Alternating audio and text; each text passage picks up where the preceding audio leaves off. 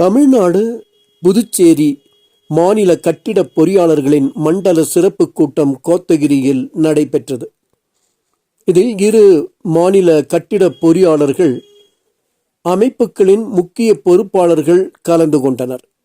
இக்கூட்டத்தில் கட்டிட தொழிலாளர்கள் தற்போதுள்ள இடர்பாடுகள், கட்டிட மூலப்பொருட்களின் விலையேற்றம், மலைப்பகுதியில் கட்டிடங்கள் கட்ட அனுமதி வாங்குவதில் உள்ள இடர்பாடுகள் குறித்து ஆலோசிக்கப்பட்டது.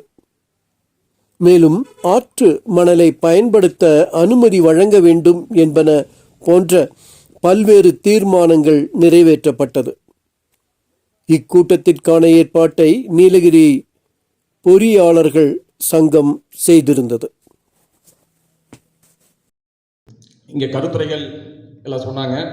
அதில் முன்னாள் மாநில தலைவர் திளையராஜன் சார் அவர்கள் சொல்கிறப்போ பொறியாளர்கள் சங்கங்களின் கூட்டமைப்பின் மண்டலம் 7 மண்டல செயற்குழு கூட்டம் இன்று கோத்தகிரியில் நடைபெற்றது.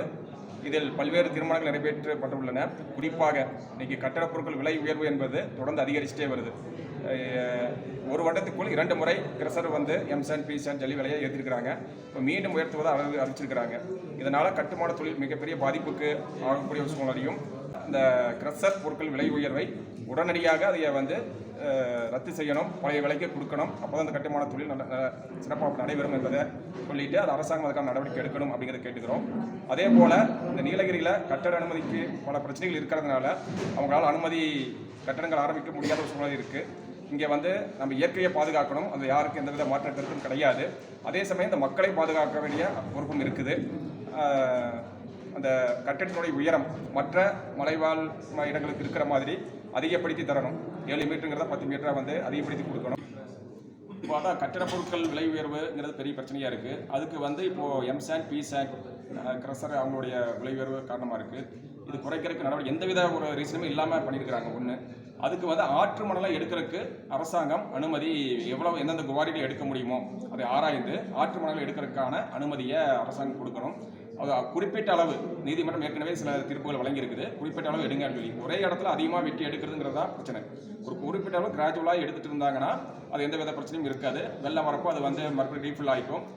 ஆற்று மணலை ஒரு குறிப்பிட்ட இடைவெளியில் எடுக்கிறதுங்கிறதும் கூட ஒரு நல்ல விஷயம் தான். இல்லைன்னா ஸ்டோரேஜுங்கிறது குறைஞ்சிரும். அதனால் அந்த ஆற்று மணலை ஓப்பன் பண்ணுறப்போ இந்த எம்சாண்ட் பிசாண்டுக்கான தேவைங்கிறது குறையும். அதுவும் பாறை வெட்டி எடுக்கிறது தான் தேவைங்கிறது குறையும்.